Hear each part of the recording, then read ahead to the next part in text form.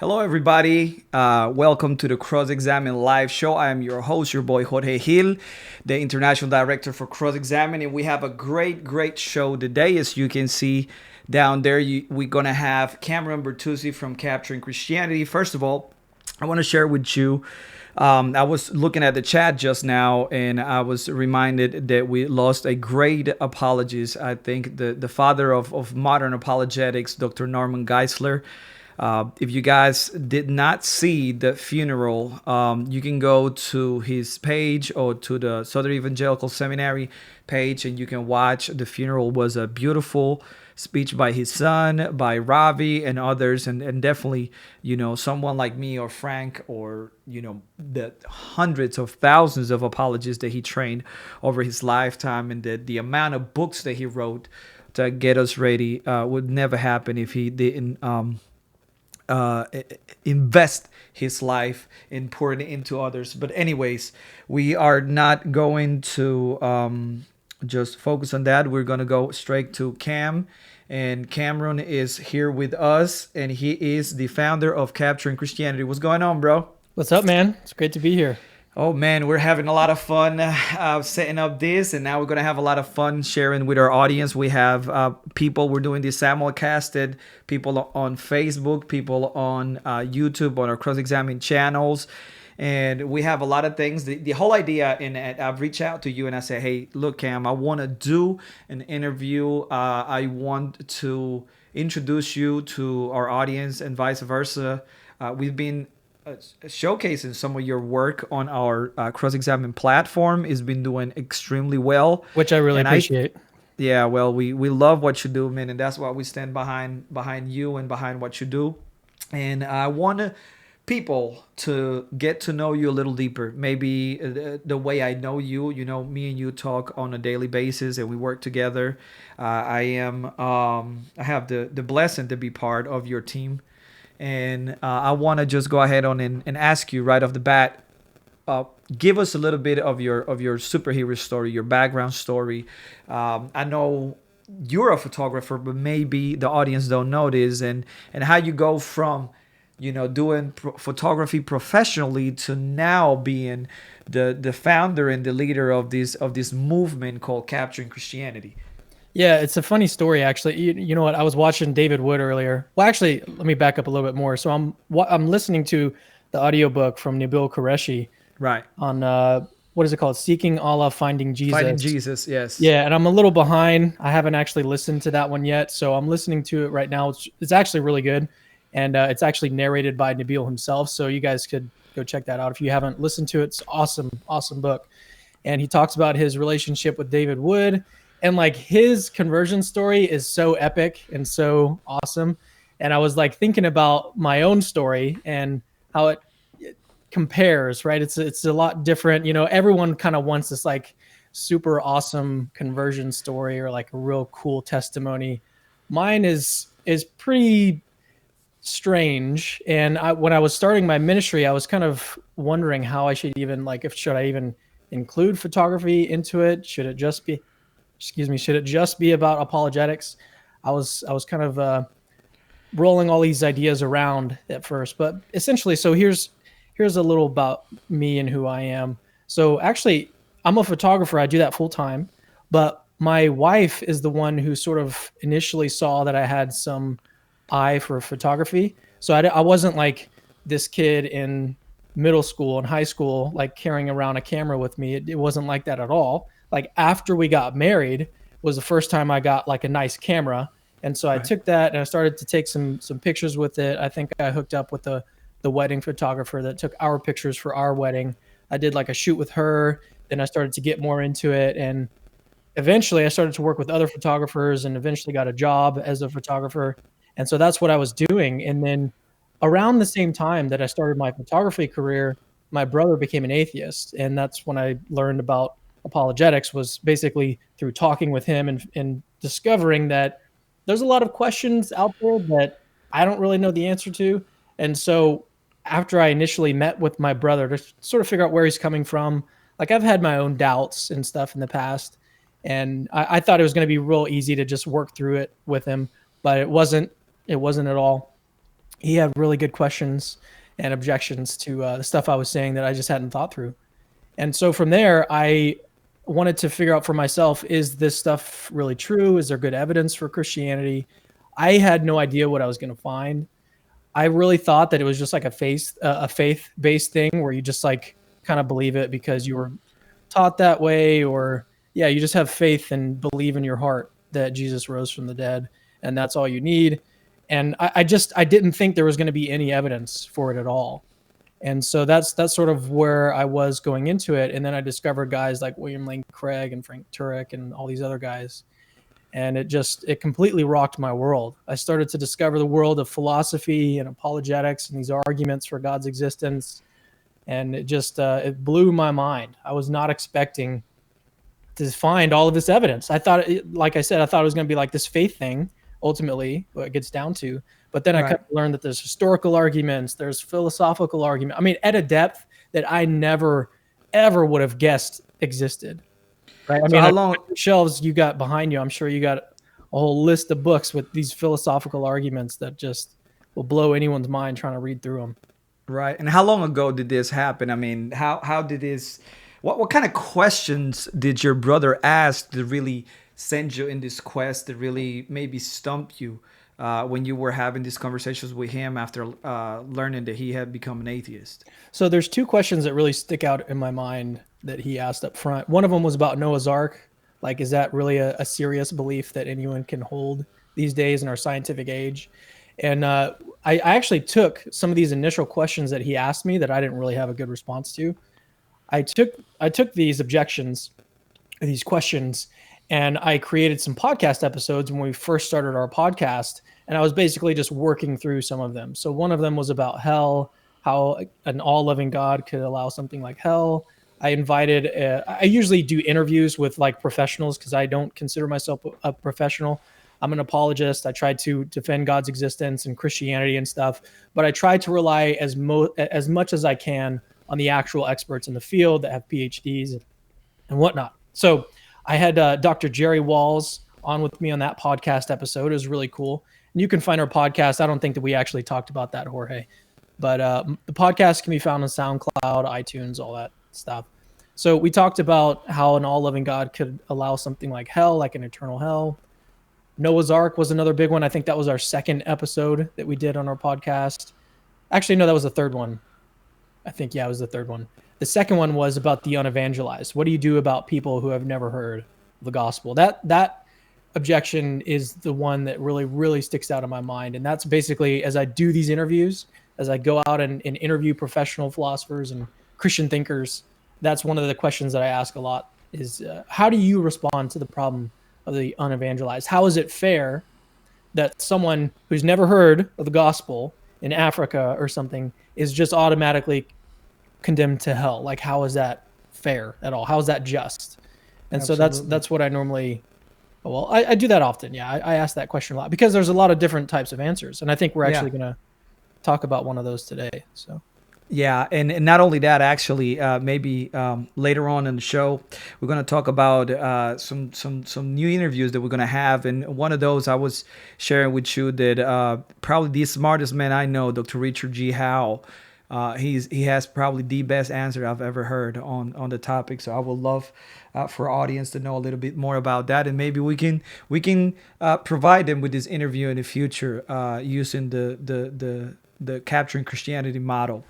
Now, moving on with this, man, if you struggle with all these questions from your brother, and was there a point where you say, hey, I am open to believing that Christianity may be false?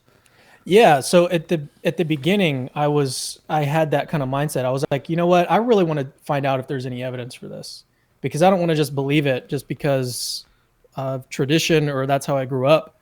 I wanted to like really see if there was evidence for it, which I think entails that I was open to discovering that Christianity could be false. And even along the way, like I've had my own serious doubts of my own. I would never qualify myself as a non-Christian, but I've had serious doubts about Right. Christianity. There was times when I was thinking that all of the arguments for God's existence were no good. And I don't think that anymore. But there have definitely been times where I'm like, is any of this stuff even true? So Right. yeah, Well, that's it's good. yeah.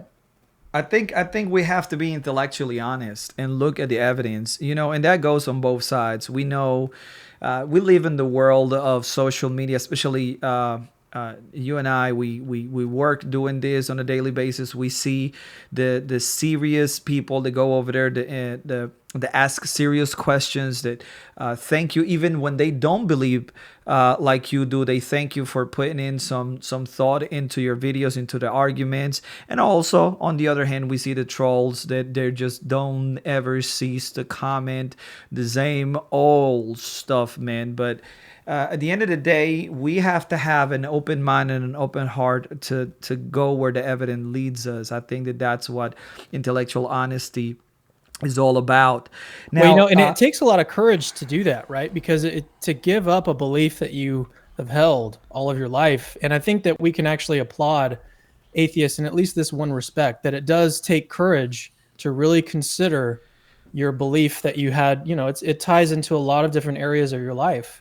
And so it takes a lot of courage to really think about your beliefs and sort of put them on the line, right? And that's what CrossExamined is all about, is that you're putting it out there and like, let's examine this for real right. and see if there's anything to it. Right. And Right. And I think it takes a lot of courage.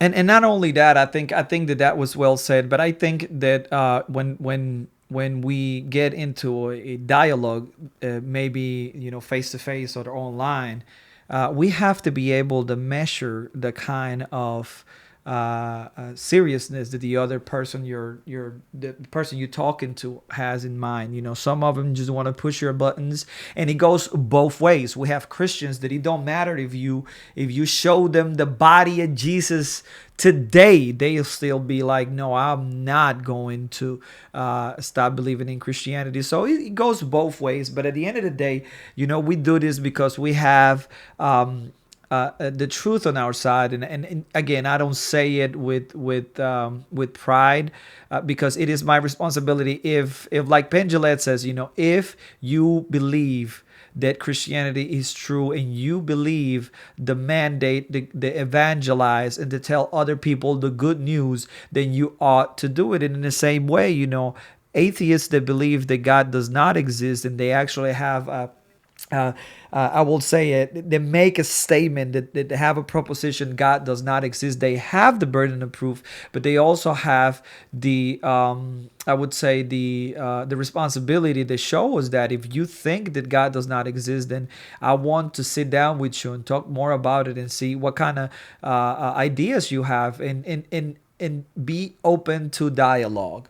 And now talking about dialogue, you started this graphic, this visual dialogue online called Capturing Christianity, this movement. Why did you start this website, this ministry, this movement, this organization? Yeah, so it's evolved over the years, and I think it's been about we're coming up on 3 years, I think, this fall. But essentially, so a little more of my story, as I started to look into the evidence, I started to find that there's a lot of good arguments, like seriously good arguments. And so I started to want to test some of these ideas with atheists. And so I would go onto the Reasonable Faith forums, and I was on there for several years engaging with atheists, testing some of these ideas out. And from there, like after a while, after a few years of doing that, I was like, you know what? I probably need to start like a blog or something where I can practice my writing. If I'm going to do more apologetics, or if I'm going to get a little bit more serious about this, maybe even write a book one day, like I should probably start a website and just practice writing, basically. And I hadn't even had in mind at that time to start a Facebook page or anything, because I was just really, it was more of like a personal project. And so after a little while, I came up with the name. I decided to sort of be myself, because I am a photographer. That's sort of part of who I am right now, and at least in my life, and I don't foresee really that going away. And so I decided to embrace kind of who I am and tell my story from my perspective, and basically just embrace the gifts that God has given me. And so from there, I came up with the name Capturing Christianity. And again, it was just a blog to start out.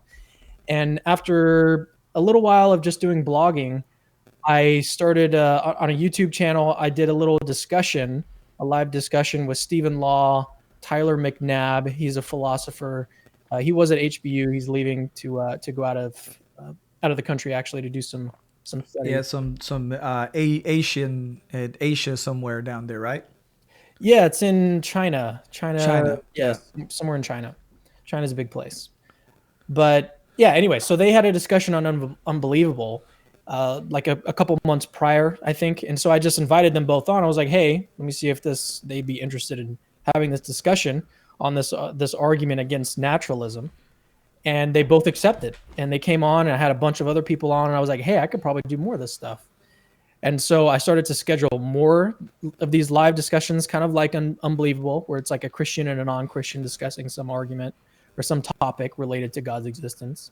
I started to do more of that. That developed into a podcast where I started to do interviews. And eventually I started to really put time and effort into our YouTube channel. And that's sort of where I am now. Is we have a YouTube channel. I mean, we also have a social media presence, and that's a big part of our ministry too, which is sort of a side discussion. But as far as the content that we produce, we're website, got a podcast now, and on YouTube. YouTube is where I'm doing most of the work now. It's all really on a part-time basis. With God's grace, we'll eventually do all of this full time. But yeah, that's where we're at so far. That's where we've come, and sort of it's evolved on its own. It hasn't Right. it wasn't started with the intent of having a YouTube channel or having I a see. podcast or any of that really. It's sort of grown into what it is now organically. Now that you mentioned YouTube, Cameron, why do you focus on YouTube instead of the other major social media platforms? You just said, hey, I focus on YouTube. That's where I do my live streams, etc., etc. Why YouTube? Yeah, so YouTube for a couple of reasons. One of the reasons is that YouTube was the place that I went when I started to search for evidence. And I don't know what that was or if that's even a good thing. That's just where I went. When I was started to look at the evidence for Christianity to see if there was any, I went to YouTube. I typed in evidence for Christianity, I think was what I searched. And then a video from William Lane Craig popped up, and it was a video of him basically giving a lecture on the evidence for the resurrection. And that blew me away. And so I started to dig in further. And so the point is that for people who are our age, the millennials, the younger generation, I think a lot of them, including myself, were looking at YouTube to find answers to these types of questions. Like, is there Right. evidence for Christianity? And so that's a big part of why I'm focusing a lot of the effort right now on YouTube. But it also just sort of fits in with our ministry. Like, my background is in photography and lighting. And so it just makes a lot of sense. And it's all sort of working out together. And we can also post all of our interviews that we do with professionals. And it's just it's the perfect place, I think, right now, at least, Absolutely. to put all the Right. content. Yeah, to have all the content. Yeah, definitely is a good place to grow your platform. Actually, that's where Gen Zers leave. Gen Z generation leave in YouTube, and actually they use it as a search engine, right? They don't go to google.com to search for stuff. They go to youtube.com to search for stuff like you did. So Yep. definitely a place the place to be. And you said, with your background with lights, with photography, videography, etc., etc., it's a good place to showcase, not only the great interviews that you do, but also the talent that you have, and the kind of quality work that you do. And that leads me to some good portraits that you've done, and I want our audience to see them, and I want you to tell our audience your experience. Yeah. Shooting these guys. I'm about to put it on the screen, and we're gonna ask this our audience, and I'm gonna be looking at some of the comments here on YouTube, some of the comments on Facebook. We're live right now, simulcast from various platforms, so we're gonna give them 20 seconds to comment on who these guys are. 3, 2, 1. Okay, so they're looking at them right now. Leave us a comment to let us know who these three guys are. Obviously, one of those is super simple to spot. Maybe the other two are a little bit harder. Let's see. Okay. Let me know if anyone gets the middle one. Okay. Yeah. Yeah. Absolutely. Actually, I got to meet him a couple of years ago, and he was Amazing, man, to meet this guy. Let's see. Can't I wait don't to see talk any. about him. Yeah, man. Yeah, man. Let's see. Don't see. I got a guy telling me I speak good English. Well, I've been here about 20 years. I hope I do. Let's see. Nobody. Okay. Cam, tell me, who are these guys? Wait, I see one. Somebody got it. Somebody got it. Okay. I just pulled it Okay. up. Jerry. Okay. Let's see. We got Jamie Ammon says Swinburne. Jerry W says William Lane Craig. Skeptical Jed says Swinburne. Vincent Zapata says William Lane Craig, Swinburne, and Kokol. There you go, man. There it is. There it is. Yeah.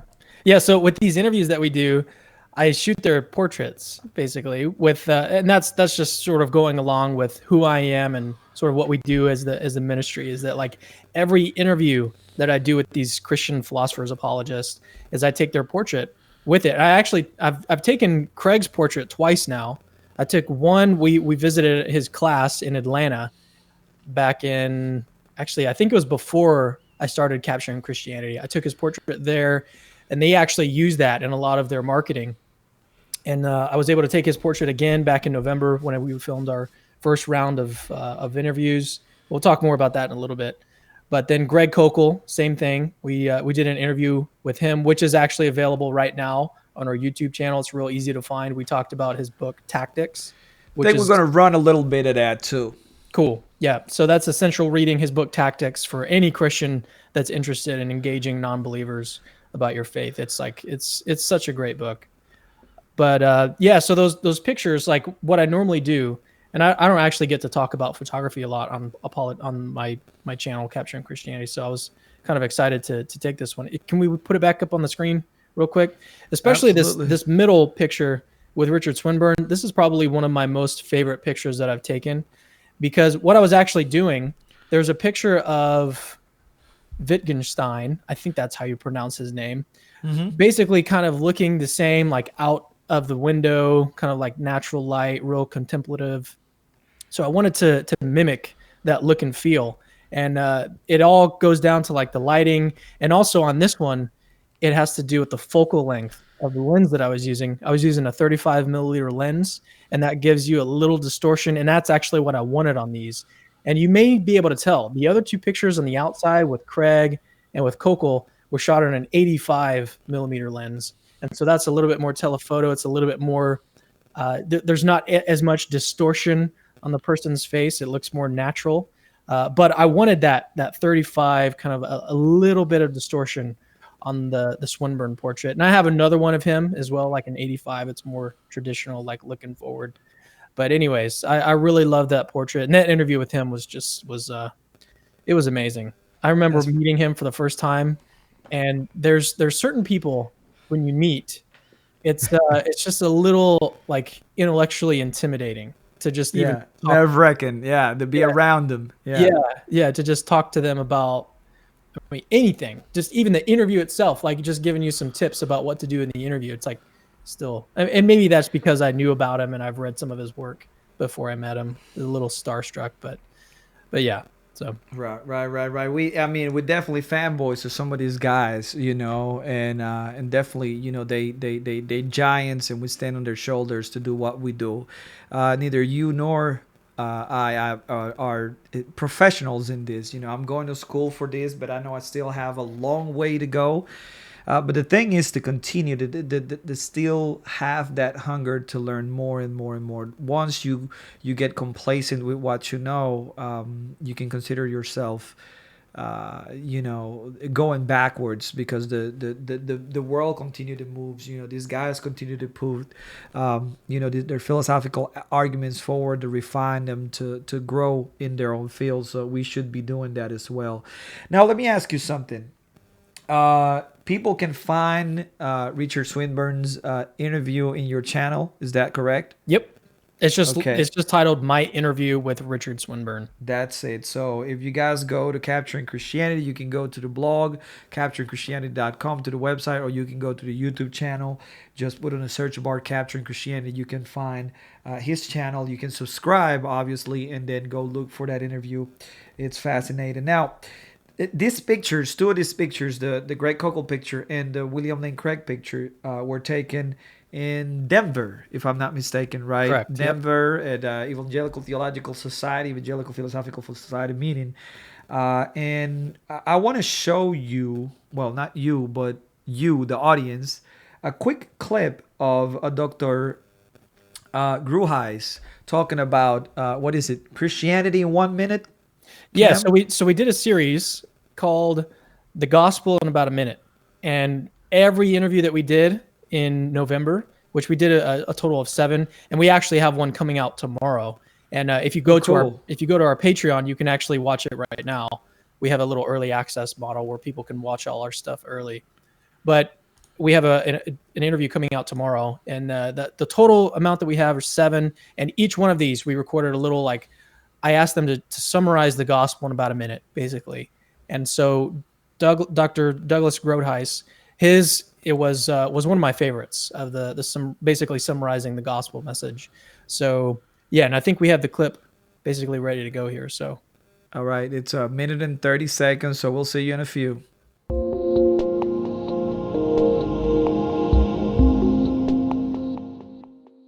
The gospel is at the heart of Christianity. It means the good news, the best news possible. It focuses on Jesus Christ, who is the Son of God, who commands us really to believe on him for eternal life, because he is the Lamb of God. He takes away the sins of the world. And when we consider his cross, he was suffering for us. He was taking the penalty that we deserve, and also showing the love of God. The famous verse is, God so loved the world, he sent his only Son, that whoever believes on him would not perish, but have everlasting life. So getting right with God, being reconciled to God, it's not a matter of doing enough good works or having a mystical experience. It has to do with lifting up the empty hands of faith to what Christ has done, plus nothing. So it is the grace of God that redeems us, and that is received through faith. And then if we have faith, we are born again, and we are able to live a new and abundant life of dying to self and living for Christ and making a godly mark on the world. And that's what I did 42 years ago, and I have never regretted it. That was a great short, man. thanks. I mean, I didn't. Yeah. All I did was film it, basically. But Right. Yeah. yeah, well, no, well, it was great. Yeah, and we've done, like I said, we did one with each interviewee that we did. So Greg Koukl's is already out. You can find that on our YouTube channel, and then our next one should be coming out this week, actually. But our interview with Dr. Clay Jones on the problem of evil will be going live tomorrow on our YouTube channel. Yeah, Dr. Jones is one of my favorites as well. He's the mentor of one of my best friends, Chris Dupont. He's actually a bilingual apologist. We actually travel Latin America. He just got a book out called A License to Doubt. It was published by B&H, and yeah, he actually takes the same approach that Dr. Clay Jones take on the problem of evil. Is, like I said, one of my favorites. Now, on your portraits, the quality of your videos and the quality of your photography, I mean, the style, the feeling is very similar. But your photography actually ended up at the New York Times, man. Tell me a little bit about that. Yeah, so with all of these interviews, I basically send the pictures to the people to basically use for whatever they want to use it for. I don't charge them for it.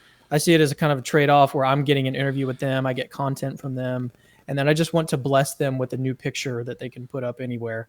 And all I ask is that they tag me or put something, at least my name in there. But yeah, so Dr. William Lane Craig did a interview on the New York Times on the virgin birth, basically. Right. And they used the image that I took of him at Denver to put in there, and you can see like image taken by Cameron Bertuzzi of Capturing Christianity. So that was really cool. Right. I don't really Right. like to tout that too much. Featured in the New York Times, but it is really cool to see your work on such a Absolutely, popular man. I website. So. think I think that's one of the things. Actually, you took my portrait up in Denver too, so I used that one for all my promos.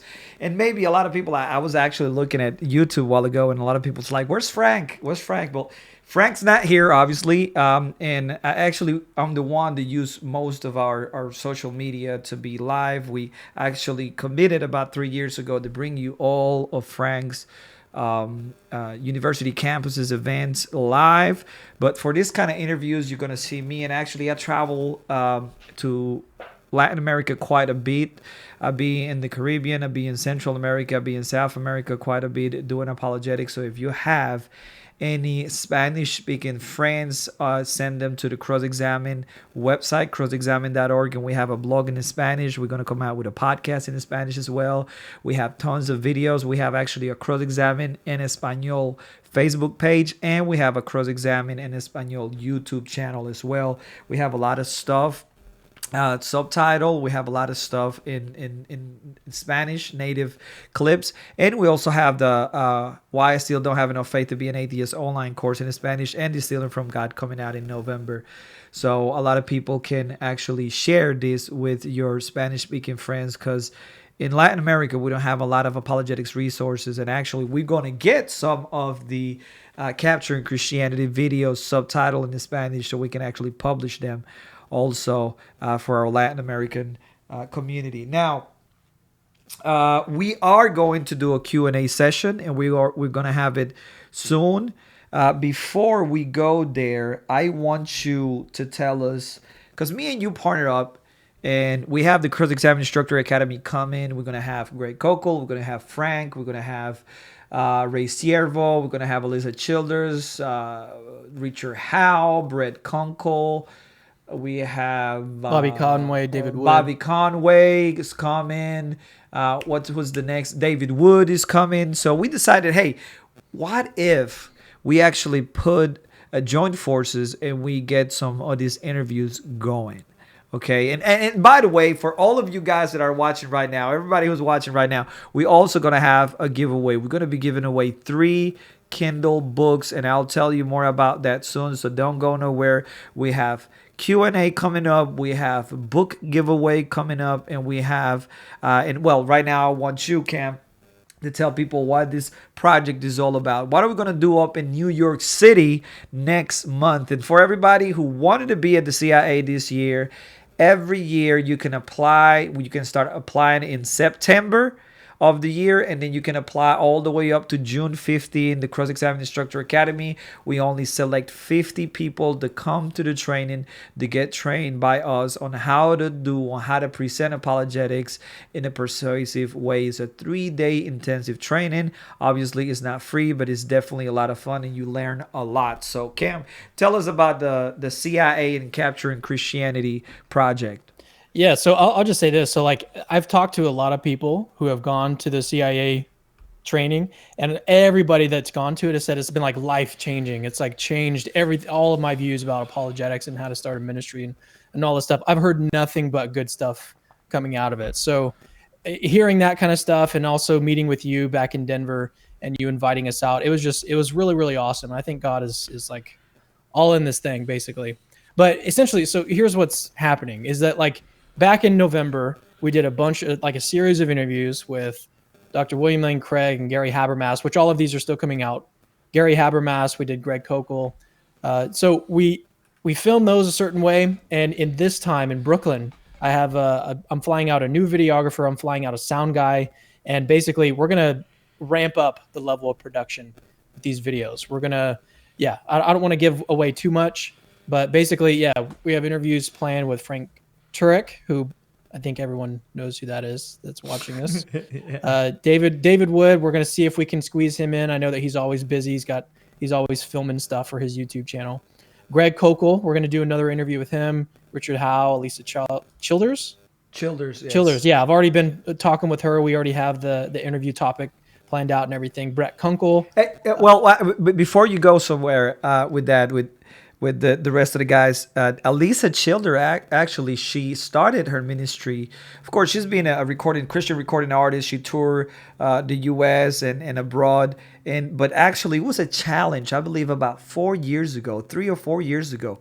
It was the challenge that we give all of our students, all of our graduates, right before we leave the CIA on Saturday afternoon. And it is, what are you going to do with what you learn here? And we challenge her to get a blog going. We challenge her to get a podcast blowing.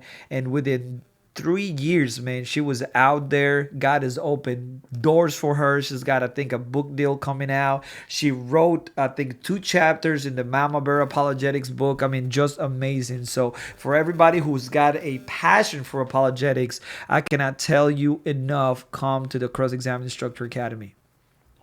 Yeah, and I can't wait to meet her in person and to have the interview that we have planned. It's going to be really, really awesome. But yeah, so that, and then Bobby Conway, which we've already interviewed him on our podcast, but I'm really, really looking forward to seeing him in person. And then you, of course, Jorge, we're going to try to schedule an interview with you. And yeah, so like I said, we're just going to ramp up the production quality of this. That's sort of what, I mean, that's who I am. Capturing Christianity. It's all about apologetics, God, and basically just presenting this in a way that looks nice. And so that's what we're going to do, and we're going to step it up this time around, basically. Awesome, man. Awesome. So when you say you step it up, you say you're flying out again. Now everybody needs to know, capturing Christianity, all it is possible, is made possible thanks to you guys, everybody who stands behind Cam. And actually, I want to show our audience a little bit of a place where they can come and support Capturing Christianity. You guys can go to your Patreon page. Is that what we're seeing right now? Yes. Yeah. And I just wanted to say real quick, like, for people who are just meeting me for the first time, like, I understand if it seems a little weird to like become a monthly supporter of me. So no pressure at all.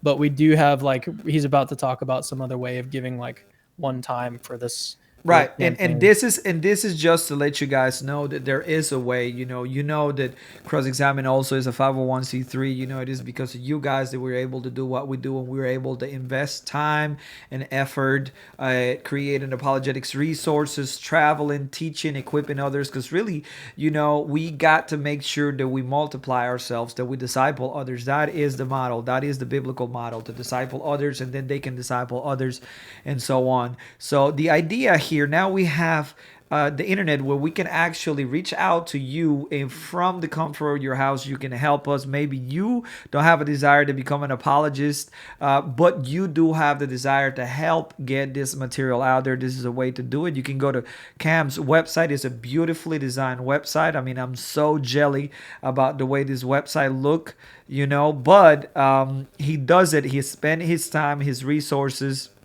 creating this for you guys. And also he has a Facebook page where you can actually go and follow him.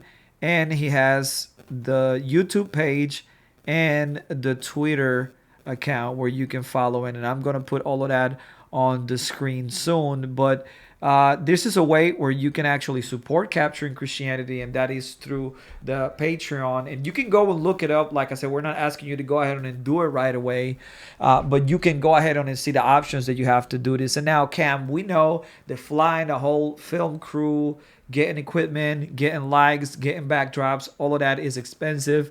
So we've teamed up, and CrossExamined is helping to make this happen. But our audience also can stand behind this project to get more interviews. And before we close tonight, we're actually going to play an interview. I think it's a 7-minute interview with Greg Kokel. And we actually going to play a clip of the kind of materials that Cameron does on his own when he talk about, cultural objections against Christianity. He talks about deep philosophical issues and the like. But we want you to be able to see if you're interested in get more of this material. We're going to show you how you can help us. So Cam, tell us a little bit about what are the options to help us with this CrossExamined New York Capturing Christianity effort project. Yeah, so there's mainly two ways. The first way you already had up, patreon.com/capturing Christianity. That is the way to support us on a monthly basis. And that is basically going to allow us to do this full time, which is ultimately the goal is to be a full-time apologist. And I would love to do that as quickly as possible. Obviously, this is what I think God has called me to do. I love doing it. But I understand completely if this is your first time meeting me and you're not really sure about what I'm doing and all of the content that we produce, making sure that it fits well with what you believe and all of that stuff. Totally get it. So we do have a way of giving to the campaign of like making sure that we can fly out the videographer and the sound guy. And we also need to pay for the hotel room, which is not cheap in Brooklyn.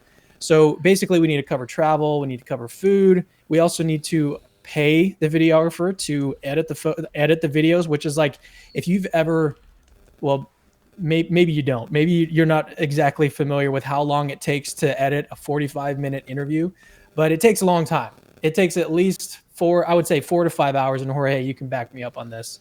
It takes usually on the about 4 to 5 hours to edit something that long, and that's like times 8 that this person is doing this. And so we need to have money basically to pay them to be able to work on this.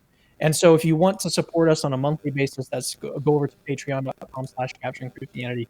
But if you want to support us with these interviews, just specifically and making sure that these interviews happen, then we have a separate link for that.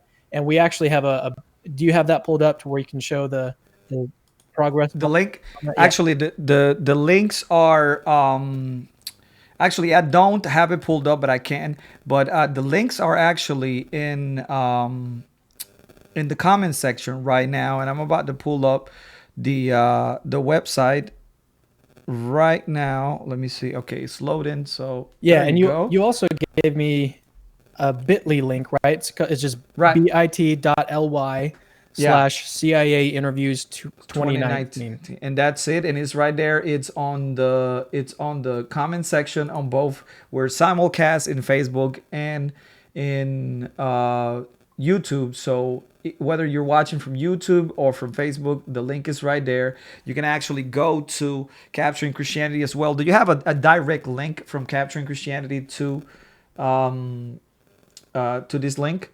Actually, I don't right now, and I probably should. I have something else that goes to a different one, but this campaign, I created specifically for this, and so I haven't really shared it anywhere right now. But we are about 25% of the way there, and yeah, if you want to support us, and if you see value in this type of work, and having like really high quality videos done on YouTube in response to atheists, which let me tell you, like on YouTube, it is overrun by atheists. There's several top guys who have hundreds of thousands of followers, and they post videos supposedly like debunking all of these arguments for Christianity, and they're getting thousands and thousands of views. I have no doubt that they're influencing young minds. So we need Christian apologists who are spending time refuting these videos and refuting these bad arguments, which a lot of Not them are just really, really bad. not only that, but creating quality content that is going to stir up the imagination of those young kids. Remember, actually, I do a lot of social media, graphic design, motion graphics, filming, and why not, and obviously live streaming. And one of the things that I talk to Detective J. Warner Wallace a lot is how, in Sean McDowell, is the way that the next generation, the Gen Zers, they speak this language, and we coin it, is called visualish. They speak visual language. Everything that they do is tied with the motion image, of motion graphics, some sort of interactive feature. So we have to speak their language, and to create this type of resources, I mean, we have to invest resources to get them, to reach them. And because nobody wants to sit down and listen to a 1 hour lecture with PowerPoints that look like your college professor, right? It puts you to sleep. So we've got to make sure that we invest time. I mean, to be honest with you, when somebody asked me to do a new talk, Cam, I actually called Frank and I said, Frank, I'm gonna go dark for 2 weeks, because that's how long it takes me just to create cool PowerPoints that I know they're going to captivate the audience. So even more so when you're doing videos. Oh yeah. Yeah. It takes a lot of time and effort to be creating content like this. That was one of the things that sort of prevented me from jumping into YouTube at first. Was I just knew from experience that editing videos, planning them out, storyboarding, writing scripts, like it's a lot. It's a lot of work. And so yeah, but it is something that is needed. I think that these atheists need to be responded to, and there need to be people Absolutely. who are basically doing this full time, because they're Absolutely. they're supported full time. Most of these guys have all the support that they need to where they're doing this literally full time. So I Right. think that we need Christians that are also employed full time responding to them. Right, absolutely. Absolutely. I'm with you, man. Actually, before we move on to the Q&A session, I want to tell you guys that we're about to show how to enter the book giveaway. And as you can see it on the screen, we're going to be given a copy of Evidence That Demands a Verdict. Actually got 3 copies. We're going to be given 3 Kindle copies, and I need you guys to respond to me via uh, um, email once you get the email that you're the winner right away, so I can go ahead and get you these. And make sure that you give me the email that you use for your Amazon account or your Kindle account, so I can send it directly to you. And it is pretty simple. Okay, all you have to do is you have to text evidence to 44222. You text evidence to 44222, and you wait for the email to come. Now you're going to get some free resources from Frank. That's actually the text number and the code that we use when Frank does live events. So instead of having to reinvent the wheel, I figure, well, we just have them to text evidence to 44222. Wait for that email, and then we're gonna do some random choosing. Now we're gonna do this at the end of the show. We're gonna do some random choosing. I'm gonna actually ask Cameron to give me a random number. I'm gonna look at my email list, and we're gonna pick 3 in 3 different pages. Hopefully, you guys send plenty of text where we can have about 2 or 3 pages. So we pick one winner out of each page, and I think the numbers go from 1 to 20. And just all you have to do is text evidence to 44222. And then once you get the email, you respond with you get the text, you respond with your email address, and you will be registered for the book giveaway. We're giving away Evidence That Demand a Verdict. We're giving 3 Kindle copies of Evidence That Demand a Verdict. Now, as you can see down in the ticker, you can actually get the link from there, so you can support Cam as well, and you can support our interview effort, our project, our CIA New York Capturing Christianity project.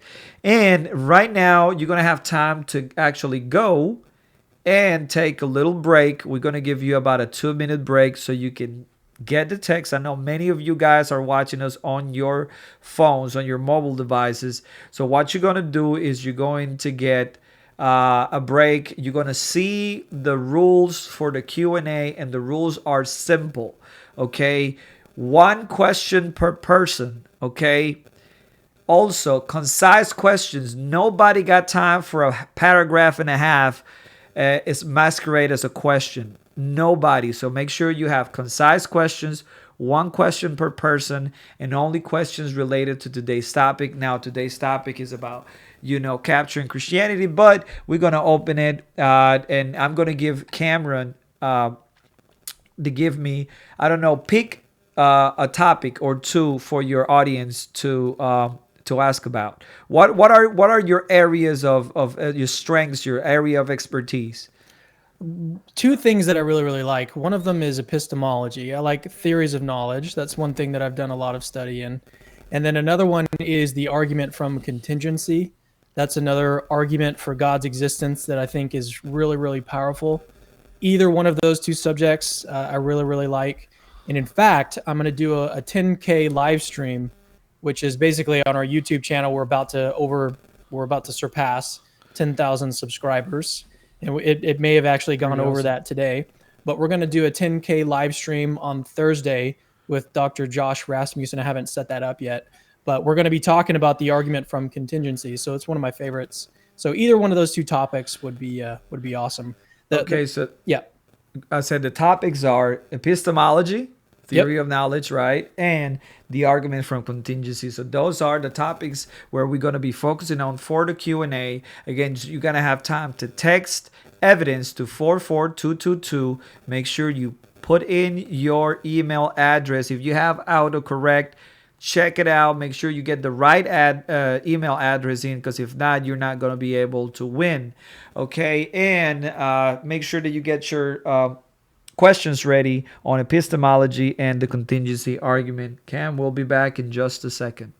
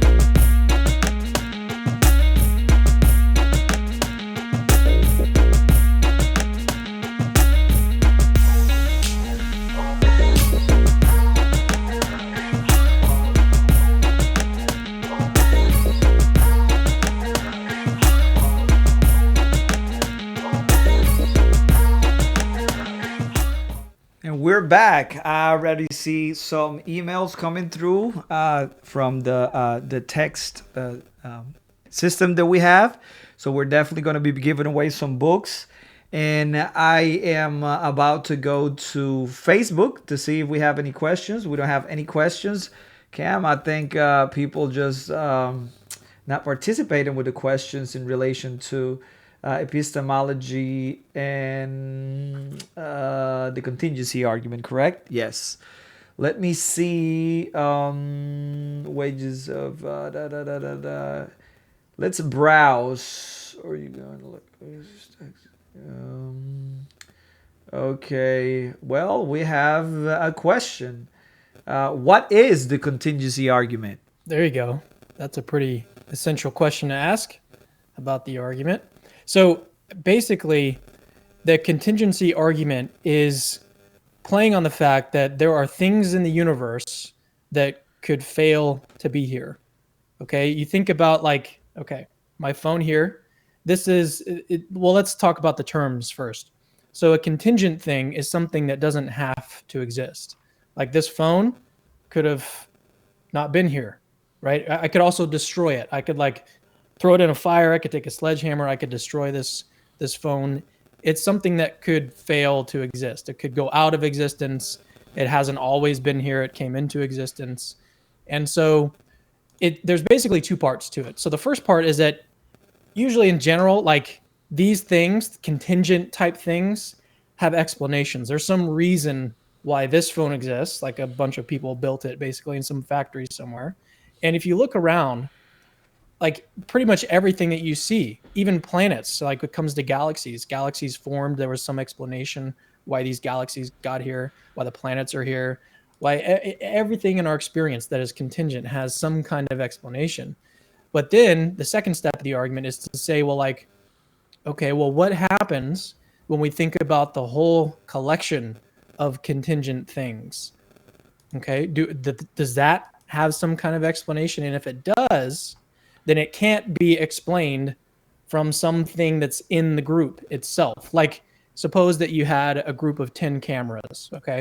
And you're asking, well, what's the explanation of this group of 10 cameras? Like, you wouldn't point to one of the cameras as the explanation of the group of 10 cameras. That doesn't make sense. So that kind of like self explanation doesn't really work. And so basically, what we do in this argument is we say, well, let's take the collection of all contingent things that exist. Just like imagine we could put all of these things into a box and we want to say, well, what's the explanation of the box? And we have to arrive at a necessary being, a being that is not contingent, that couldn't fail to exist, basically. So that's part one of the argument. And then part two of the argument is to basically tie this thing. There's some kind of necessary part of reality. That's stage one of the argument. Stage two is basically tying that part of reality, that necessary part of reality, to God in some way. And so, but I don't want to overload the audience. That's another, we can go into that later on. But if you want to learn more about this argument, like I said, I'm doing a 10K live stream on Thursday. Go to my YouTube channel, Capturing Christianity. It's real easy to find. And I'm going to be talking with probably the world's most foremost expert on this argument. If this sounds interesting, sounds intriguing, just check out our YouTube channel on Thursday, this Thursday coming up. So Awesome. Awesome. So, you arrived at the unmoved mover, the uncreated creator, and everything else is contingent upon that one being. yeah. So in this first stage of the argument, it could actually be like, we could leave it an open question of what this necessary part of reality looks like. Right. So it could be like, for the sake of argument, it could be a collection of things. It could be like several different beings, or the things that created all the contingent reality, basically. So we're leaving that an open question in stage one of the argument. Stage two basically looks at that necessary part of reality and says, well, what can we know about that part? Can we know that it's just one thing? Can we know that it's all powerful? Can we know that it's all good? Those types of questions is what we can start to look at in stage two. And it gets a little complicated, but there's a lot of really cool things about this argument that I like a lot. So Good stuff. but yeah, so it does have those two features, that stage one, that stage two. Hopefully that wasn't too deep, too philosophical. I know it's late, but Yeah, I know. but I Yeah, love that argument. It's something that I think about a lot. I've done a lot of research into. It's my favorite argument for God's existence, for sure.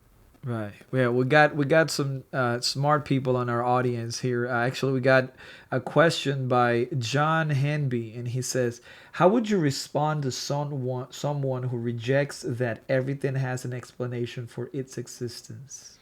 Well, I wouldn't say that everything has an explanation. That's actually impossible.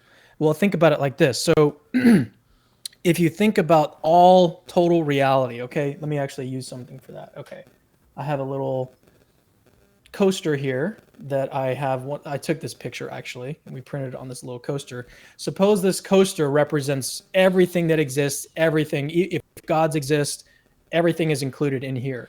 There can't be any outside explanation of everything. So that's impossible. That's not what the argument is saying. It's saying that every contingent thing, everything that could fail to exist, has an explanation. So that's one of the things to say about that response. But then also, to go beyond that, we can give positive reasons for thinking that contingent things more generally have explanations, or more specifically, groups of contingent things, like imagine a group of 10 cameras, right? We can just, even from the armchair, just sitting here in our chairs thinking about this with our brains, we can see that a group of 10 cameras would have to have some kind of explanation, right? There's some reason why this group of 10 cameras is sitting on a table or something. You wouldn't walk into a room and see 10 cameras sitting on the ground or sitting on a table and be like, oh, well, there's no reason why those are there, right? There's some reason why that's there. And so, yeah, so that's the argument. That's the, just a clarification there. Good. I got another question. And this one comes from Utopia Buster 20. 17. That is from YouTube. He says, considering the fine-tuning aspect of the contingency argument, would you consider that that type of argument can be applied to biological systems as well? That's kind of a complex question, Cam. Yeah, read it again for me. Considering the fine-tuning aspect of the contingency argument, would you consider that that type of argument can be applied to biological systems as well? Oh, I see. Okay, so it sounds like he's asking about the argument from intelligent design, almost like, can you use a type of fine-tuning argument for the argument from intelligent design, which we're talking really about two different things here. On the one hand, we're talking about the universe being fine-tuned, and this is really a completely separate argument from the cosmological argument. So let me make another distinction here. There's a distinction between cosmological arguments, which basically look at large scale, like let's look at the whole universe and then see what we can infer about God and whether or not God exists based on the whole universe. And that's why arguments like the Kalam cosmological argument that talk about the beginning of all space-time reality, and then the other one from contingency, which talks about all of contingent reality. So these cosmological arguments, scale of these, that's separate from these types of design arguments. Like the fine-tuning argument is an argument from design, that there's basically at the beginning of the universe, there was specific things that were sort of finely tuned. There was laws of nature that were finely tuned in order for us to exist here. And so what the questioner is asking is, can we apply a kind of fine-tuning argument to the argument from, or to biology, basically? And so on the fine-tuning argument, we can look at it on a grand scale again. We can look at like the whole universe, or at least the initial conditions of the universe, like entropy. I don't want to go too deep into it right now, but we can ask, like, on a large scale, on fine-tuning, we can look at the whole universe, or we could narrow in on just biological life, which is completely separate from looking at the whole picture. And the reason why I'm even pointing this out is because another philosopher, actually he's a cosmologist, Luke Barnes, makes this distinction too. There's a difference between fine-tuning of the universe as a whole and fine-tuning of like a biological life. And so what he says is that basically he doesn't conflate the two. He thinks that there's a good argument from fine-tuning for the whole universe, but he's not convinced that you can have a really good, successful argument from fine-tuning for biological life, basically. So I leave that an open question. The intelligent design movement and those arguments and stuff, I've listened to a few lectures, and it's just not one of my areas of research. Basically, I'm more interested in like large scale type arguments, basically. So I really love the fine-tuning argument. I really love the contingency argument. I'm also in a series right now defending the Kalam cosmological argument against an atheist YouTuber. His name is Rationality Rules. I'm defending the Kalam against him. So those are the arguments that I'm more interested in. Intelligent design, I leave that an open door. It's just not something that I personally have a lot of research into yet. So I just leave that as a kind of open question. That's a really long way of saying I don't know. Right. Well, we appreciate that. Actually, don't forget, everybody who are watching, text 44222. Text evidence to 44222 if you want to enter the giveaway. We're giving away 3 copies of Evidence That Demand a Verdict by Josh McDowell and Sean McDowell, the updated and revised edition. All you have to do is text evidence to 44222, and when you get the text, reply with your email, and that's all you have to do. We'll be letting you if you won the book at the end of this show. Now we have curiously a question by Zachary Robert.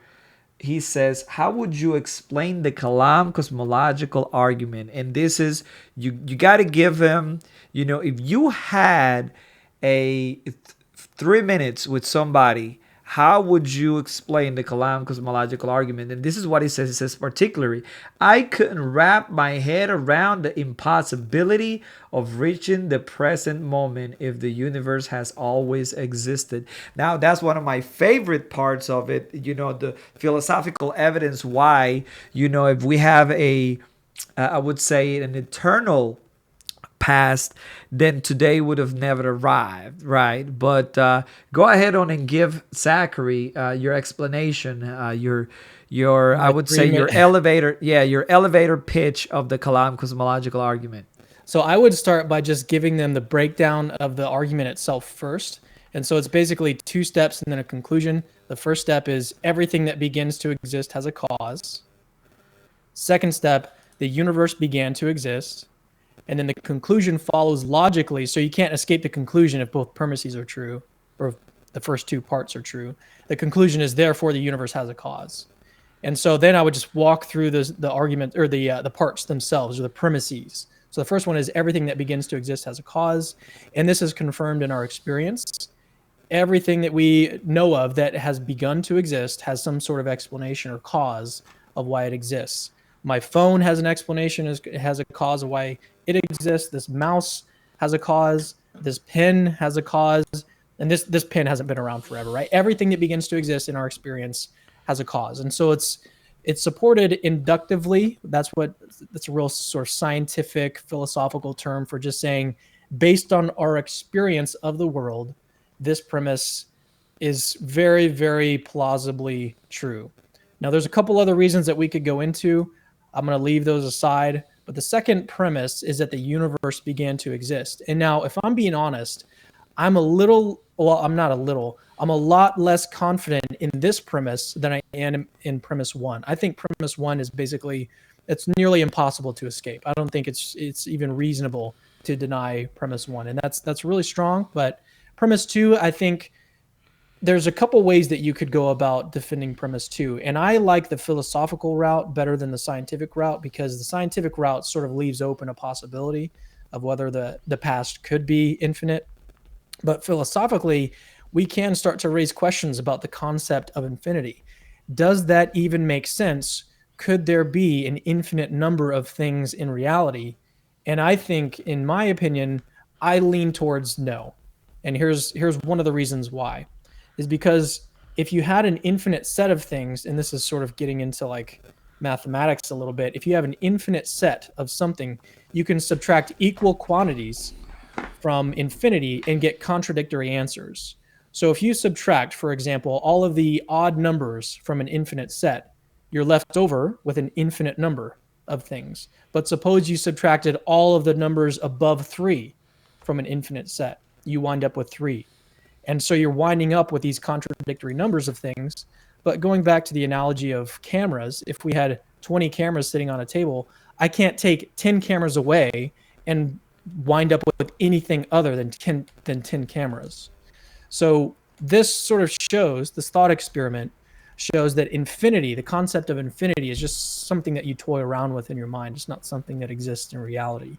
And this is just a real quick primer on what the problem of infinity for reality is, I guess, if you want to call it that. But so combining these 2 premises, you have everything that begins to exist has a cause. That's supported by induction. Second premise, the universe began to exist. And that's, again, because infinities can't exist in reality. There can't be an infinite past, can't be an actually infinite series of past events. So premise 2's got to be true.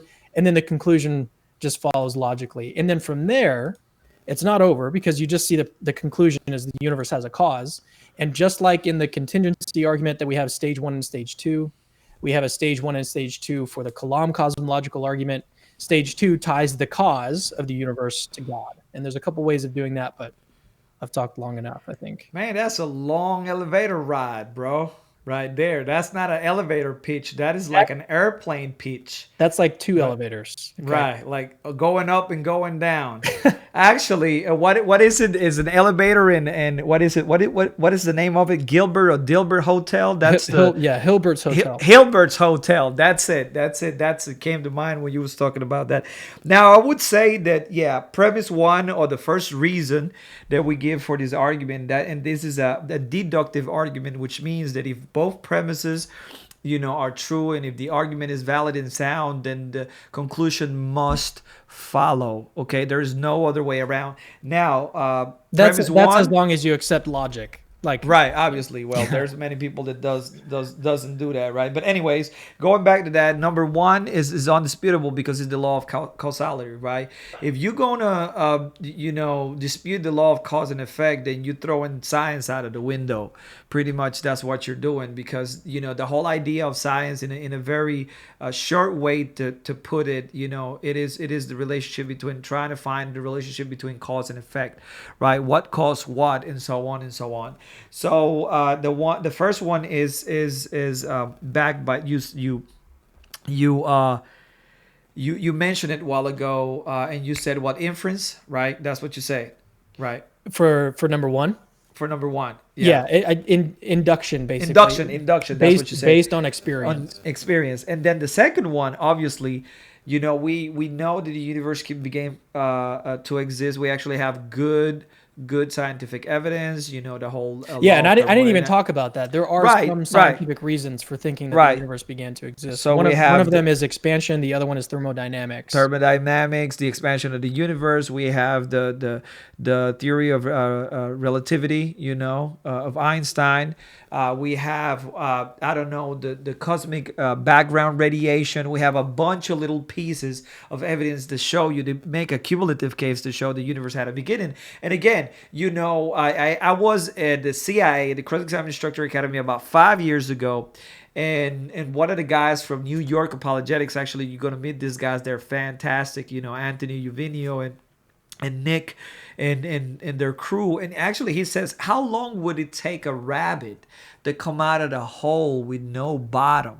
And obviously, we were sitting there as an audience. I don't know. I think it was Greg Kokel that was reviewing him, and the audience look at each other and says, well, he will never get out. Well, that is exactly the same idea. If you have an infinite amount of days before today, the distance, or the amount of days between infinity past and today, is always an infinite amount of days, which means that today will never arrive. You always can add one more day before today. So that's another way to put this infinite set that Cam was talking about. So let's see if we have any more questions here, Cam. Actually, we have a bunch of questions on Facebook. Let me go check. Well, actually, YouTube is more like a battleground right now, man. They're going back and forth on things that have nothing to do with what we're talking about. Welcome to YouTube. That's YouTube for you. So we are kind of used to that. Let's see. Paul Lanier says, any thoughts on quantum non-locality? And I think maybe he's referring to the idea that at the quantum level, in quantum mechanics, there are some particles that appear to come into existence and pop out of existence out of nowhere, right? So I'm not well versed in scientific apologetics to that depth, so I will pass on that question. Maybe Cam, you have any idea of what he's talking about? Any thoughts on quantum non-locality? No, I don't. I'm not a quantum physicist. Okay, so we're gonna have to get Hugh Ross in the next show. Would get him to talk about that because he is very, very good. Jamie Ammons says, "Are you going to let Greg Kokel use his tactics on you in your next interview?" Actually, Jamie, we're gonna play a clip where actually Greg does use some of those tactics on Cam. They do a little role playing. Let's see who else have it. Science is a cause and an effect. Okay. Zachary says, hey, I think it just clicked in my head. Thank you. That's what we do, man. I love it. How do these battle moves from argument to the gospel? Okay, great. That's a great question. How do these battles move from argument to the gospel? Now, before, and I'm going to let you answer this, but before we go into this explanation, when I think Greg understands that when we talk about battles, I think he's talking about arguing and argumentation. And I think that we have a bad connotation every time we hear that, or bad idea every time we hear the word argument. But I think arguing is one of the most beautiful, intellectually satisfying exercises that anybody can engage in. But if we're going to use argument in the right sense of the word and not the contemporary use, that when somebody hears the word argument, they hear screaming, yelling, going back and forward idly. I don't think that's an argument. An argument is where you present good reasons for why you believe what you believe, or whatever truth claim that you make, you back it up with good evidence. So how do you move from arguments to the gospel? Yeah, so this was actually something that came up in my interview with Greg Kokel, and it came up in his book as well, in his book Tactics, which is basically the idea is that, well, a lot of people, and this happened to me when I was about 14 and I was in youth group at one of my old churches way back when, and I was thinking like I had to share the if I wasn't sharing the gospel when I was talking with the non-believer, then I was like failing at being an evangelist or evangelizing or telling people about Jesus. And basically what Greg pointed out in the book and also in the interview was that there's harvesters, but there's also gardeners. And gardeners are the ones who are going along, and you're not necessarily going to reap this person, or in other words, you're not going to lead them all the way to Christ in this one step, but you're going to garden, you're going to plant some seeds, you're going to put a little rock in their shoe, basically. And so I think that there's different types of people, and we all fulfill different roles in the kingdom of God. And so some of us are gardeners, and that's what Greg Kokel said about himself. For the most part, he's led a few people to the Lord directly in like one conversation. But for the most part, what he's doing is he's gardening. And so he's planting little seeds of doubt about this person's worldview that is not Christian, or he's just like, asking them some questions that are maybe going to start to bubble up some things in their mind about Christianity. And what this does is over time, enough people garden and garden and garden, and eventually you're going to have someone down the line who's going to reap. But we're all not called to be these sorts of harvesters, right? There are some people who are called to do that. So that's one thing to point out. Another thing is that I've also noticed that in the sort of classical apologetic approach, which is focused more on the evidence and the arguments for Christianity, there is kind of lacking this gospel side of things. Like, how do we present the gospel? How do philosophers present the gospel? And that's exactly why I did this series, the gospel in about a minute. And when I'm doing this, I'm asking these professional philosophers to give the version of to give an explanation of the gospel message. And that's what we're doing in posting these on our YouTube channel and this whole series. So not all of us are called to be harvesters. Very good, man. Very, very good. And again, don't forget the text evidence to 442222. If you want to enter the book giveaway, we're giving away evidence to demand a verdict. I got a great question here, man. I know my boy here is bilingual, but Relayer Progresivo says, maybe I am misrepresenting Cam. However, he seems to say that only contingent beings have explanations of their existence. However, what would that mean? What would that mean, that the necessary being has no explanation of his existence, like a brute fact? Yeah, so the contingency argument actually leaves that open. It doesn't say that, it doesn't require the belief that necessary beings or necessary things have some kind of explanation. So you can actually leave that as an open question for the argument.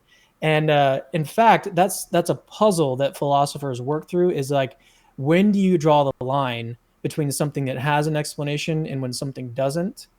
And a lot of philosophers think that the distinction between contingent and necessary, that's the distinction that you draw, and that's how you determine whether something has an explanation or whether it doesn't. I lean towards the view that it's not contingency versus necessity that determines whether something has an explanation.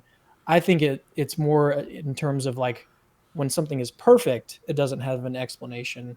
And when it's not perfect, or when it has some kind of limitation, then it has an explanation of the limitation. So that's the view that I lean toward in discussions with that guy I mentioned earlier, Josh Rasmussen, who I'm going to have on my channel on Thursday. Very good, very good. And again, he continues.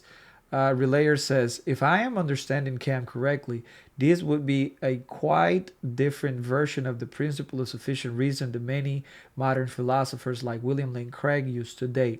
They commonly affirm that everything has an explanation for its existence, but it could be external explanation or in the necessity of his own nature. Dios te bendiga, Jorge. That's what he said.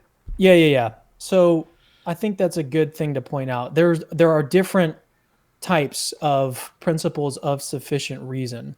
Now, a lot of people think that like if you can debunk the principle of sufficient reason or like one version of the principle, then you've like debunked the argument from contingency. But in reality, there are multiple different versions of the principle. And really it's a principle of explanation. It's just saying, well, like when do you apply the principle of explanation and how do you sort of split that up? And so William Lane Craig has one version that he uses in his version of the contingency argument. There's a bunch of different versions, and the version that I like is the one that I defend in my work. Is just the one that limits it to contingent things. And I think Craig would actually agree with that. He doesn't think that the necessary being is explained by something external. Usually, when we're talking about an explanation, we're talking about an external explanation or an Right. external cause. And so even in Craig's version of the principle of sufficient reason, he's not saying that there's some kind of external explanation or external Right. cause. He's saying it's explained sort of within its own nature. And I think that's kind of problematic. That's why I don't use that version. I think it's a little Right. it's a Right. little confusing. So I just leave that completely out because trying No, to it does. yeah. It totally does make sense because we know what God is in a sense because we know what God is not, right? And we don't have a direct experience of God in a sense that we have a direct experience with everything else through sense experience. There's an external world. Well, at least in my camp, I see myself as a moderate realist. I do believe that things do exist, right? And there is an exterior world out there, and by no means one of those to think that I'm trapped in my head, like a Descartes or a Locke, right? But I do think that yes, when we talk about God, he is the reason for his own explanation, but we cannot know that in the way that we know everything else because we do experience other things and we have the ability to interact with them in a very different way. Now, Cam, I got another question. Adam Tippett from YouTube says, what do you think about the Leibnizian cosmological argument? Are you familiar with it?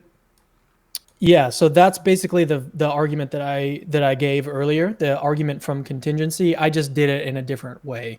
So there's Okay. multiple different versions, and as I've looked through the literature and I've read like the top guys in the field, I've discovered that the version that I like and that I find is convincing to me and the way that I can understand it is the one that I gave. And so it's everyone sort of has their own flavor, their own way of defending it, just like William Lane Craig has his own version, the version that he thinks is most persuasive to him.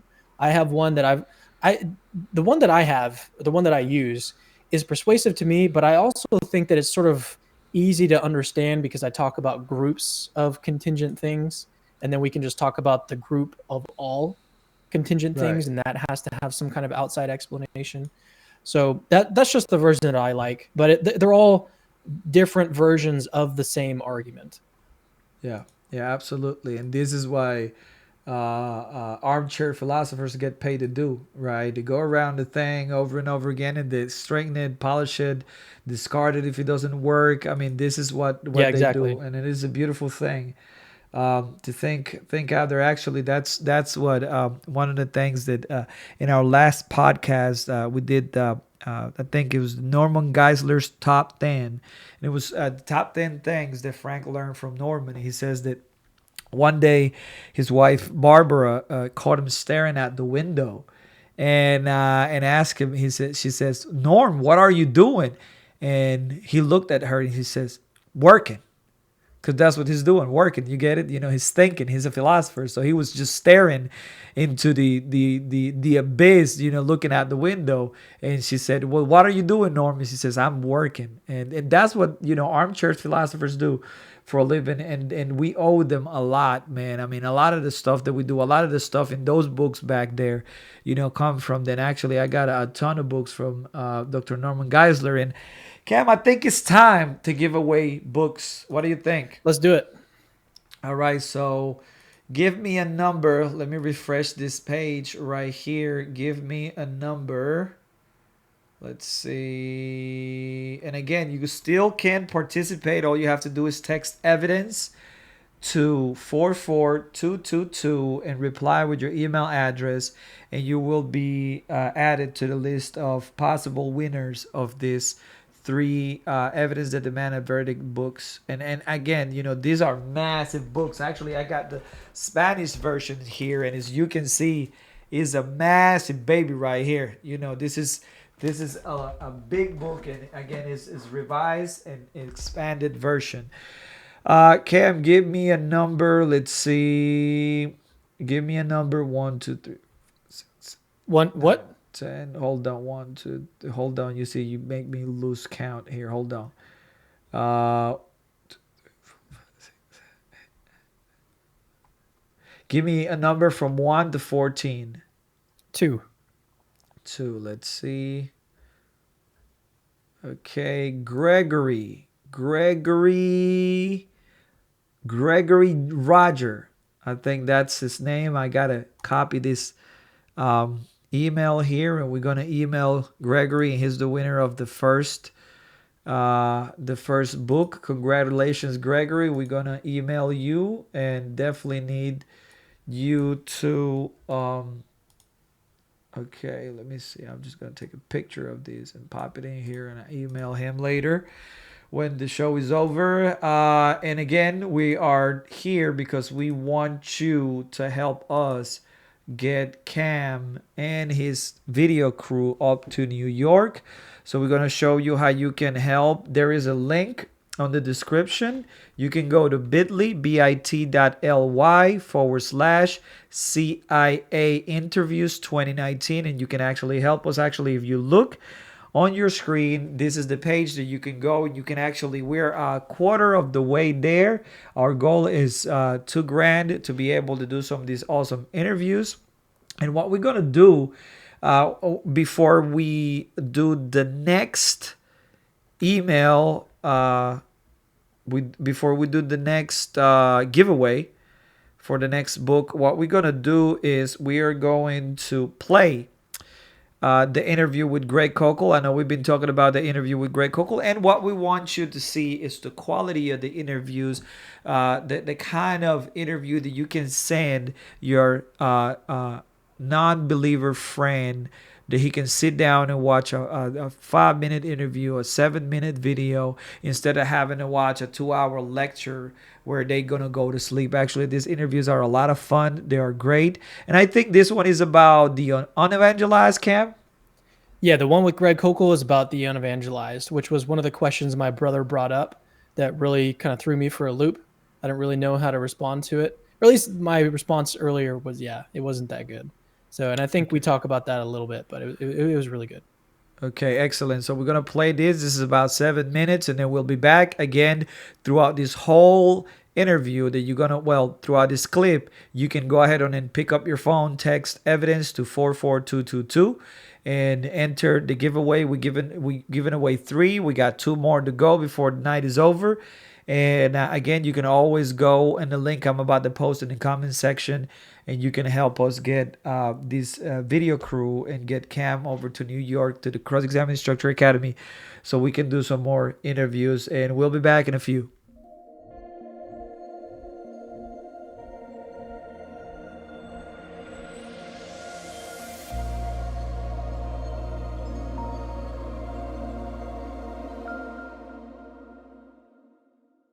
So how do you respond to the problem of the unevangelized? This was actually one of the questions that my brother brought up when I first discussed with him. Okay. I don't know how familiar you are with my story, but he became an atheist about 5-6 years ago, and that's what sent me on this journey in apologetics. Hmm. So, for instance, this is basically the way that he put it. There's a guy in Africa, he's never heard the gospel. How is this guy automatically condemned to hell to suffer eternal torment? Okay, You know, so how is I'm that a gonna just role play picture? the tactical game plan Okay. here. But not because I'm trying to be fancy-pantsy here.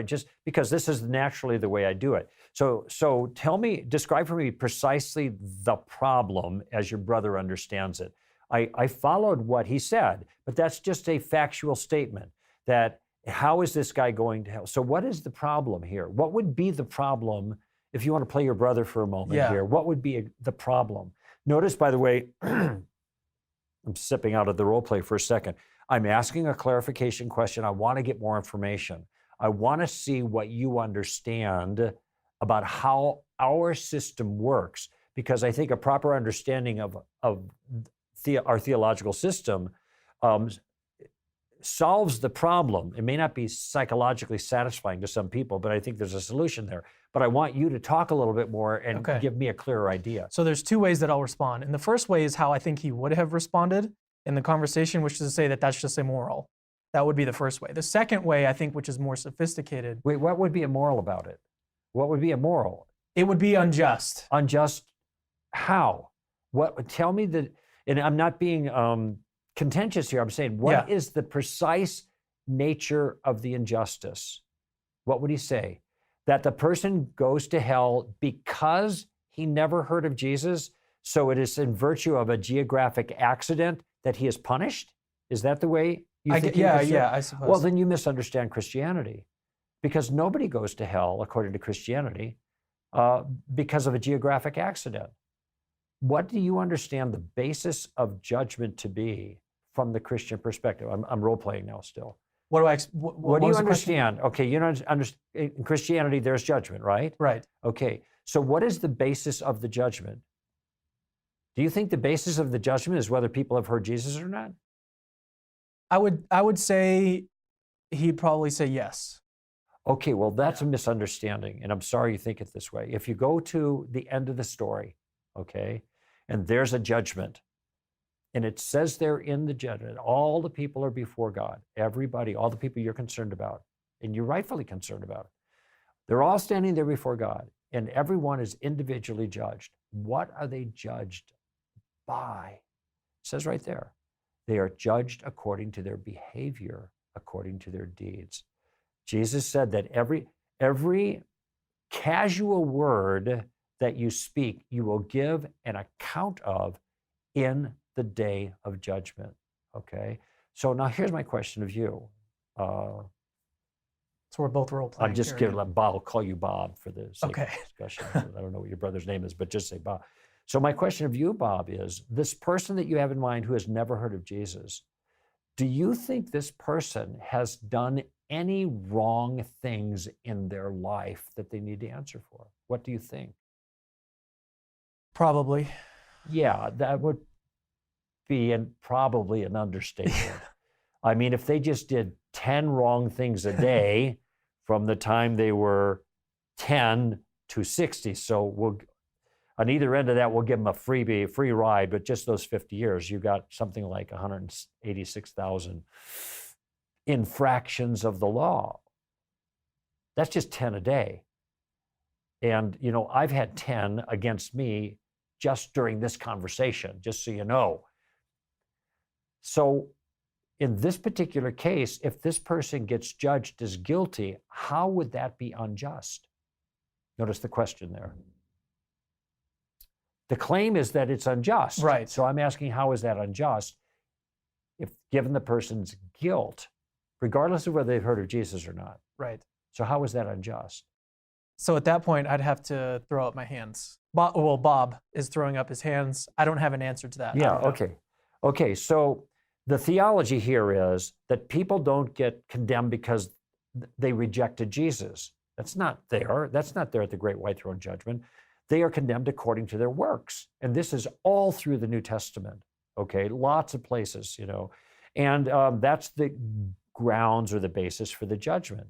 So even a person who never hears about the remedy is still responsible for their own behavior before a sovereign, all right? And so there's no injustice here. Now, somebody may say, well, it's not fair because they didn't hear. Well, are you presuming that if they heard, they would have bent their knee and received the mercy that is being offered? How would you know? Anyone who knows that would be God. And I'm pretty convinced that anybody who would do that, God would get the message to them. That's another theological issue. But all I'm doing now is addressing the question of the injustice. And notice how, we're out of the role play now, but notice how I'm using my questions, because I know what's wrong here. I know there's a wrong assumption about Christian theology, okay? And there's a charge against Christianity. It's unjust. Okay, tell me precisely what is the nature of the injustice. And I noticed, even in your case, you're thinking, I don't know how to answer that. What, because people make these charges as if the charge is completely obvious, and who would miss this? But then when asked to spell it out, they have a hard time. Even the problem of evil. Okay, well, you got a problem of evil, right, Christian? What's the problem? Well, there's evil in the world. Yeah, I'm glad you think there is. Okay, well, you're in God, you got God, right? So there's the problem. What exactly is the problem? And if once they spell it out, like in a syllogism or something kind of like a line of reasoning, they're going to make a mistake, because it turns out that there is no logical inconsistency between evil and God's goodness and God's power, God's existence. There's none. Philosophers know this and the deductive problem of evil, but this is why I want to get people to spell these things out. So all I'm doing is gathering information at this point, but the person is giving me what I need to go further with it. And this is where the apologetics kind of comes in. So we've kind of gone full circle in this little role play with your original question.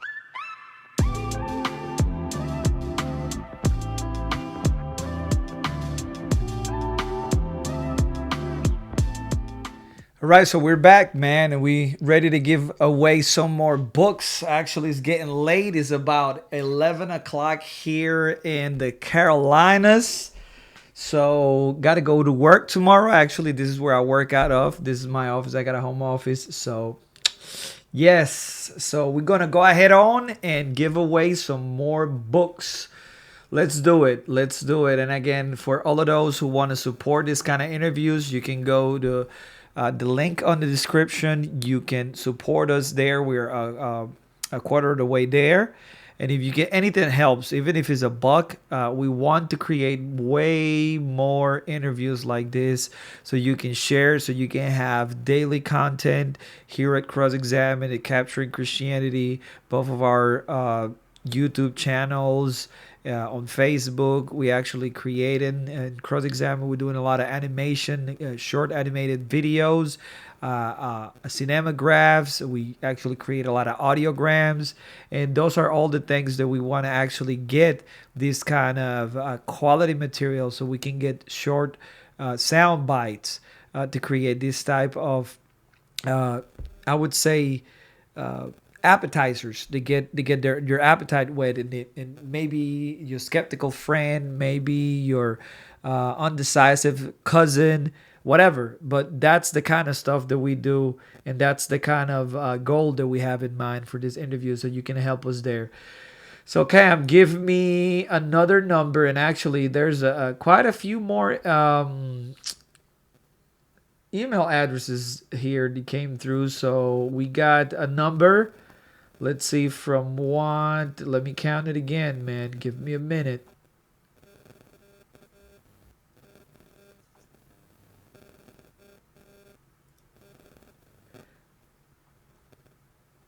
One to 17. 1 through 17. Let's go Yes. with 16. 16. And we have Tiffany. I think it's Tiffany Veers. I'm going to take a picture of this email and I will email her. Well, congratulations, Tiffany. You got the second copy of Evidence That Demand a Verdict in Kindle edition. And now we have 2 out of the game, 16 out of the game. Let me refresh to see if we got any more. Nope, ain't nobody sent any more text. So give me 1 to 17. Cannot be 2, cannot be 16.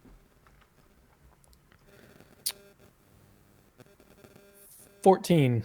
14. Okay, hold on. So let me go back, make sure I get it right. 2, 3, 4, 5, 6, 7, 8, 9, 10, 11, 12, 13, 14. And this is Kenton. I think he's got like 5 N's on his email. Kenton is the winner of the last copy of the Evidence that Demand a Verdict in Kindle version. So we have all 3 books.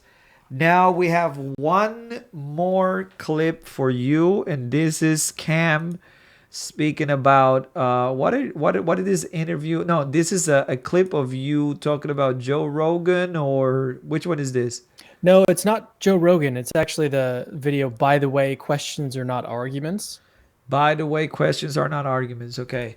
Well, but before we go, man, I want to show our audience one more time. Hey guys, I'm all your Cameron platforms. Bertuzzi. So, if you again, follow my work at this all, is where you've you can probably come heard me help, say and something like obviously we questions will are not really arguments. appreciate And so that. in this video, I want to If you explain haven't why read that's so this important and why I in the keep New pointing it York out Times, so often. There's an interview by Nicholas Kristof. The first reason I point it out is because it's true. If you want Asking the question, why does God allow so much suffering, is not an argument that God doesn't exist. And just for a little added clarity, when I say that questions are not arguments, I mean that this is like a generally true kind of statement. It's a truism. It applies when people ask questions like, who created God? Or why doesn't God heal amputees? Which, by the way, I've responded to both of those atheist arguments. You can check the link in the description for those. But these are just questions. They're not actually arguments. And importantly, it's arguments that give us genuine reasons to change or update our beliefs, not questions. And so at this point, it might be helpful to explain what an argument is. Very simply, an argument is a set of premises that lead to a conclusion. So here's a quick example. Premise number 1, if abortion kills a human, then it is wrong to perform abortions. Premise 2, abortion kills a human. Conclusion, therefore it is wrong to perform abortions. So the form of this argument is actually deductive. What that means is that if the first 2 premises are true, then the conclusion must be true, like of necessity. But notice what happens when we replace one of the premises in this argument with a question. Premise 4, if abortion kills a human, then it is wrong to perform abortions. Premise 5, does abortion kill a human? Conclusion, therefore it is wrong to perform abortions. Turning premise 5 into a question actually means that we no longer have a valid argument. The conclusion doesn't actually follow. Brooklyn, New York, to the CIA. Thanks for that, Cam. Well, it's 11 o'clock, and we're going to leave you guys with this, by the way, questions are not arguments video. Cam, if you have any last words for our audience before we go.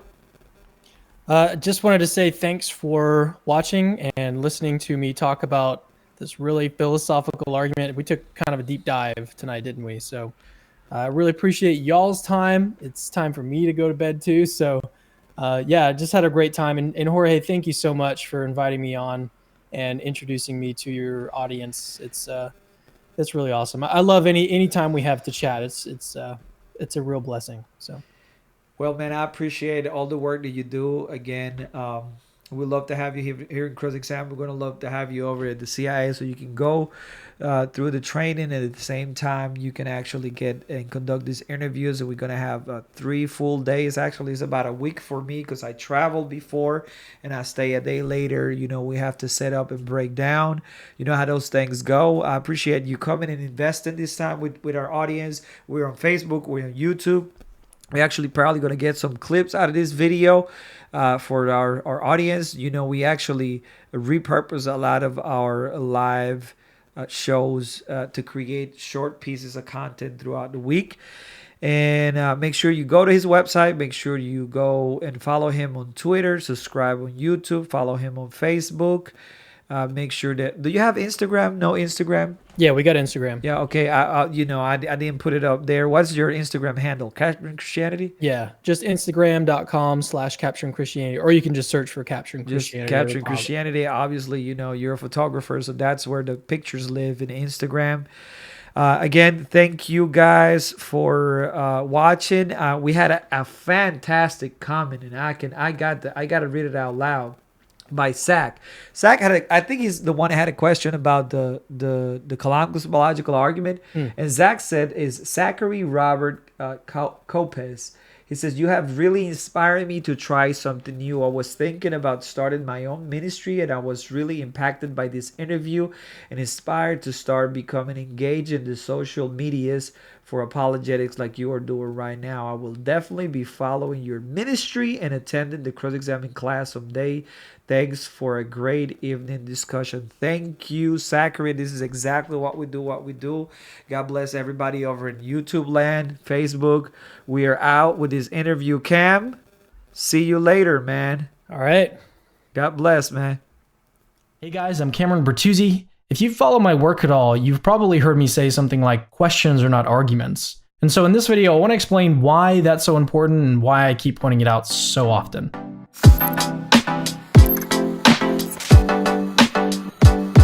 The first reason I point it out is because it's true.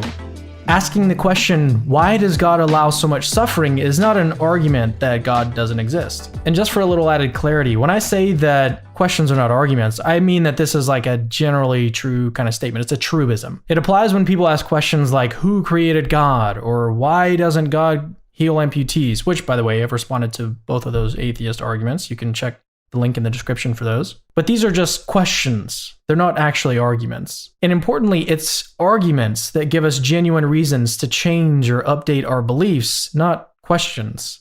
And so at this point, it might be helpful to explain what an argument is. Very simply, an argument is a set of premises that lead to a conclusion. So here's a quick example. Premise number 1, if abortion kills a human, then it is wrong to perform abortions. Premise 2, abortion kills a human.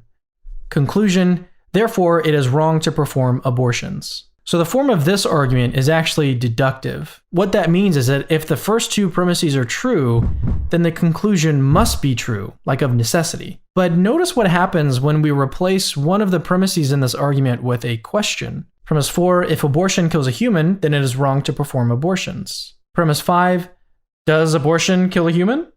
Conclusion, therefore, it is wrong to perform abortions. Turning premise 5 into a question actually means that we no longer have a valid argument. The conclusion doesn't actually follow anymore. And this is because you can use questions to get information, but you can't use questions to assert information. And this leads me to my second major point. Even though it's obvious that questions aren't arguments, questions can sometimes still feel like arguments. When atheists ask questions like, why would an all-loving God allow something as terrible as the Holocaust? It might be tempting to think, I can't really think of a reason why God would allow that, so maybe God doesn't exist. But none of that actually logically follows. To see why, let's spell out all the reasoning and put it into an argument. Premise number 7, I can't think of a reason why God would allow the Holocaust. Conclusion, therefore God doesn't exist. The conclusion God doesn't exist doesn't actually follow from premise 7 unless we add an additional premise, number 8. If I can't think of a reason why God would allow the Holocaust, then God doesn't exist. But when you lay it out in a complete argument, you can see that the reasoning here is actually pretty weak. The fact that you personally, can't see a reason doesn't mean that God doesn't exist. That'd be like saying that amateur chess players could rationally infer that the chess grandmaster is incompetent because they can't make sense of some of his moves. That is completely intellectually irresponsible. You first got to establish that you would be in a position to know what those reasons are. And in fact, if God exists, then it's actually unsurprising that some events would happen for reasons we can't see. But if atheism were true, then it's actually really surprising that this whole complex universe would exist with all these communities of people asking these sorts of questions. And so in other words, the atheist's own premise here actually ends up supporting God's existence. So I want to switch gears here and talk about how feelings can bypass our reasoning. When someone asks us why God would allow something as terrible as the Holocaust, even though that's not necessarily a rational conclusion to jump to, it can still feel like God doesn't exist. But why is that? On a related note, advertisers have long known that emotions play a real big central role in getting people to buy their products. Have you ever wondered why some commercials try to be so sappy? Like, why are you trying to get me to cry when it's just a commercial about Ford trucks? The reason they do this is because they want you to feel an emotional connection to the product. They aren't giving you like a rational argument of why their truck is better than the competition, like a list of all the great things about it. What they're doing is playing on your emotions, hoping that you'll bypass and jump over all of the necessary steps and just go directly to the conclusion that I should buy this truck. And so in other words, you aren't being sold on a rational argument, you're being sold on your own feelings. In a similar way, a really powerful, rhetorical, persuasive technique is to replace rational arguments with emotional questions. People that use this technique, like their advertising counterparts, are playing on the fact that our feelings can bypass our reasoning. And so to avoid being manipulated like this, we need to be guided by the truth, not by our feelings. One way to do this, and this is what I suggest that you do, is think about your reasoning and then list out all the steps and see if the conclusion actually logically follows. Don't just assume that God's existence is in jeopardy because you can't think of an answer to some emotional question. Now, to be absolutely like 100% transparent, crystal clear, I'm not saying that questions are all bad. Questions are really helpful. Honest questions can help clarify disagreements, they can lessen the tension, and they can also help make a otherwise unproductive conversation productive again. So the point I'm making can be summarized actually really simply. Think logically. Emotional questions can sometimes prevent us from thinking logically. So what I'm saying here is just be aware of that and try to avoid it. To summarize, we saw that questions are not arguments. Actually, when you throw a question into an argument, you actually make it invalid. And this is again because questions get information, but arguments assert information. Secondly, even though obviously questions are not arguments, it can still sometimes feel like questions are arguments. Emotional questions are kind of like advertising. They can really mess with our ability to think rationally. And the solution is to just resist manipulation. Think with your brain, not with your feelings. All right, guys, that does it for another little video. If you've been enjoying our content, please remember to like, thumbs up the video, and subscribe to our YouTube channel. Also turn on notifications. That's a really cool thing to do. By the way, you can't really see it, but I'm actually wearing a shirt that says questions are not arguments. You can buy merch like this and other shirts. It's all available on our website. The link to that is in the description. As always, please give feedback on the content of the video if you think I'm right, if you think I'm wrong. I can't promise that I'll respond specifically to your comment, but I can promise that I pretty much read almost everything that gets posted. So just remember, questions are not arguments.